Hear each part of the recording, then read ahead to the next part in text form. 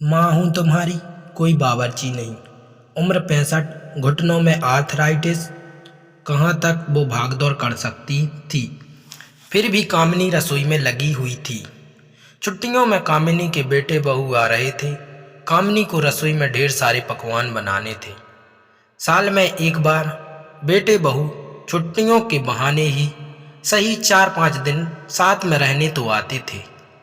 छोटे बेटे सुयंस की पसंद की कसूरी मेथी वाली मठरी, बड़े बेटे यश की पसंद के बेसन के लड्डू। बहुएं भी कामिनी के हाथों के पकवान की तारीफ किए बिना नहीं रहती। छोटे पोतों के कामिनी के हाथ की बेसन की पापड़ी बहुत पसंद है, जिसे बनाने में बहुत मेहनत और घंटों लगते हैं। वहीं पोती को गुलाब जामुन खाने होते थे। 4 दिनों से कामिनी एक पांव पर खड़ी होकर सबके लिए पकवान बना रही थी। कामिनी के पति सोमेश जी समझा रहे थे, इतना काम का भार मत लिया करो, तुम्हारे घुटनों में इतना दर्द रहता है। पूरी जिंदगी तुमने रसोई में निकाल दी, अब तो आराम करो, बहुएं आकर काम कर लेंगी।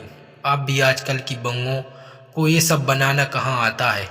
आजकल की बहुओं तो बस खाना बना लें, वो ही बहुत है। कामिनी ने हंसकर कहा। ठीक है, बहुओं को बनाना नहीं आता है, पर वो तुम्हारी मदद तो कर सकती हैं। तुम ही अकेली क्यों लगी रहो, वो सब आ जाएं तब उनके सहयोग से बना लेना, सोमेश जी ने समझाया। पहले तो तुम ठीक रहती थी, पर पिछले कुछ महीनों से तुम्हारे घुटनों जवाब देने लगे हैं। अगर माँ का प्यार नहीं समझते अपने बच्चों के लिए, वो कितनी भी तबीयत खराब हो कुछ भी कर जाती है। जब बच्चे उसके हाथ के बने पकवान खाते हैं तो माँ को असीम सुख मिलता है, और साथ में एक घुटने का दर्द भी मिलता है। इतनी देर खड़े होकर रसोई में काम करोगी तो दर्द ही होगा। तुम्हारी दवाई लेने का वक्त हो गया है। सोमेश जी ने कामिनी को पास बैठाया और घुटनों पर हल्के हाथ से मालिश की। 2 दिन बाद दोनों बहू पोते पोती समेत आ गए।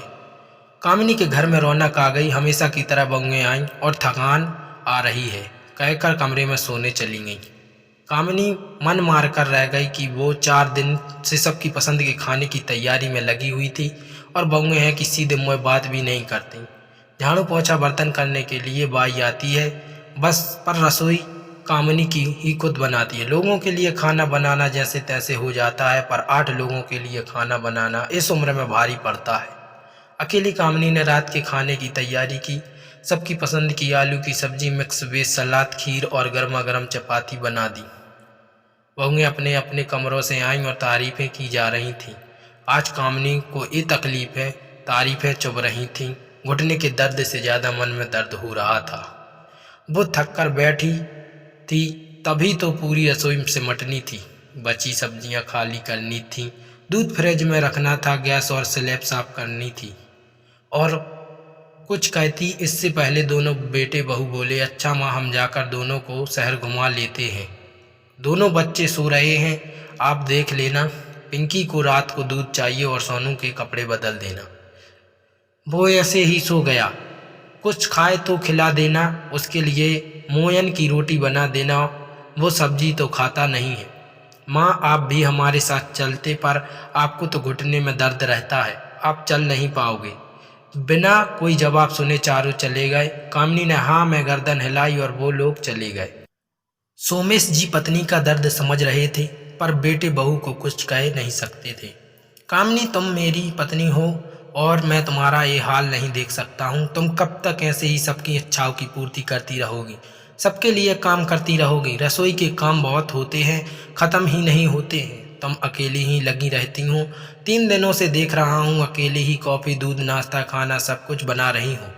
बहुओं के सामने मुझसे भी मदद नहीं लेती। ऐसा कब तक चलेगा। तारीफों के घुटने का दर्द नहीं जाएगा। इतने लंबे समय तक रसोई में खड़ी रहती हो, पैर कितना वजन सहन करेंगे। हाँ जी, आप ठीक कहते हो। बहुएं रसोई बना नहीं सकती तो क्या हुआ, समेट तो सकती थी। फ्रिज में सामान तो रख सकती हैं। दोनों वर्किंग हैं तो क्या हुआ, अपने घर में तो काम करती हैं, पर यहाँ आकर मेहमान बन जाती हैं। इतनी मदद तो मेहमान भी करवा देते हैं। बेटों को लगता है कि माँ हमारे साथ घूम नहीं पाएंगी क्योंकि घुटने में दर्द रहता है। बेटे कभी ये नहीं कहते कि माँ, इतने दर्द के बावजूद मैंने इतने लोगों का खाना बनाया। ये नहीं कहा कि माँ आप आराम करो, तुम्हारी बहुएं कर लेंगी। कामिनी शुभ कहते हुए बोली, हाँ कामिनी, वो तो गलत है ही, पर तुम्हें एक बात समझा रहा हूँ, अपना ख्याल खुद रखोगी तो दूसरा भी रखेगा।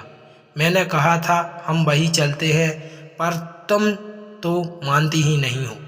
एक घर मुख्य है, घर है, सबको यहीं आना चाहिए। कुछ दिनों के लिए हम वहाँ चलते हैं, इस बहाने तुमको भी आराम मिल जाएगा और कुछ जीवन में बदलाव आ जाएगा। अगले दिन दोनों बेटे ने मिलकर पिकनिक का कार्यक्रम बनाया।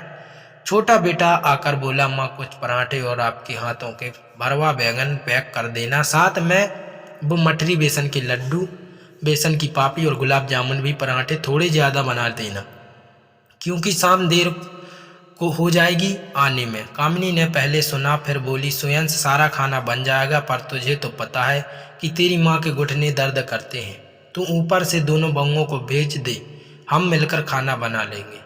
अभी तो तुम 9 बजे तक जाओगी, बहुएं तो उठ गई होंगी। मैं भरवा बैगन बना दूंगी, पराठे वो दोनों मिलकर सेंक लेंगी। स्वयं से कुछ नहीं बोला। उसने यश को फोन लगाया। थोड़ी देर बाद बड़ा बेटा यश आया। माँ आपके घुटने में दर्द है तो आप आराम करिए, खाना हम बाहर खा लेंगे। अब वो दोनों भी वर्किंग हैं, दोनों को छुट्टियों में आराम चाहिए। यहाँ भी आकर रसोई लगा दें तो उनको चैन कैसे मिलेगा, हम बाहर ही कुछ खा लेंगे। स्वयं ने हाँ मिलाई। कामिनी फिर बोली, अच्छा है, तुम लोग खाना बाहर खा लोगे, पर तुम्हारे पिताजी और मैं क्या खाएंगे? हम दोनों की तुम्हें जरा भी परवाह नहीं है। पत्नी के आराम और चैन की परवाह है, पर माँ के घुटने के दर्द की जरा भी परवाह नहीं। उम्र हो गई, तुम सबकी पसंद का खाना बनाते बनाते कभी अपने लिए कुछ सोचा नहीं। सर्दी हो या गर्मी, तुम सबकी पसंद के लिए खुद को रसोई में झोंक दिया। आज मेरे दर्द से ज़्यादा तुम्हें अपनी पत्नियों के आराम की चिंता हो रही है।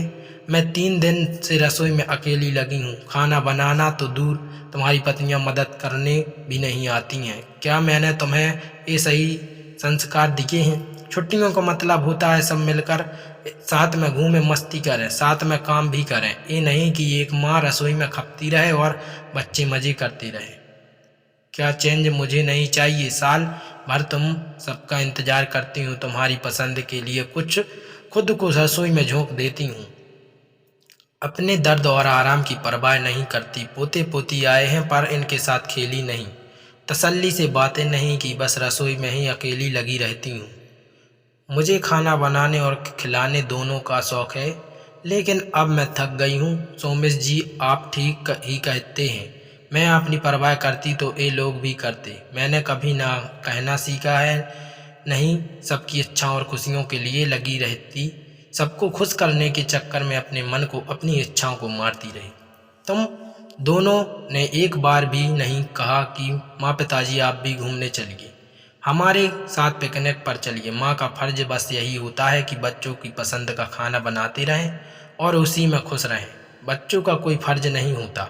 कभी तुम दोनों यह भी नहीं कहते कि आप दोनों कुछ दिनों के लिए हमारे घर आ जाइए माँ, आपको भी आराम और चैन मिल जाएगा। माँ हूँ तुम्हारी कोई बावर्ची नहीं जो 24 घंटे रसोई में ही लगी रहूँ।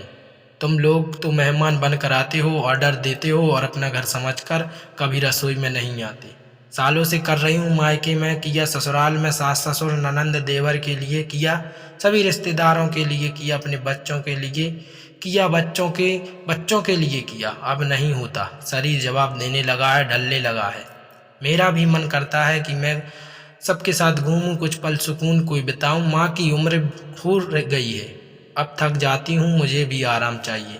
उस दिन पिंकी के लिए सब्जी में थोड़ी मिर्च तेज हो गई तो बहू का मूड खराब हो गया। अपने बच्चे के खाने के लिए भी बहू रसोई में नहीं आ सकती है। सोनू के लिए दूध ज़्यादा गर्म हो गया, उसका मुँह जल गया तो उसका जिम्मेदार भी मुझे ठहराया गया। बहू क्या देख नहीं सकती कि दूध का तापमान कितना है? बहुएं कुछ ना करें पर अपने बच्चों के खाने पीने का तो ख्याल खुद रख सकती हैं। मैं नहीं कहती कि वो मुझे परोसी हुई थाली दे, पर रसोई में आकर छोटे बड़े कामों में मदद कर सकती हैं। ये होटल है नहीं है जो तुम बूढ़े माँ बाप के सर पर आराम फरमाते रहो और तुम्हारी बावर्ची नहीं हूँ। कहते कहते कामिनी हाँफ गई। दोनों बेटे बंगों की गर्दन शर्म से झुक गई।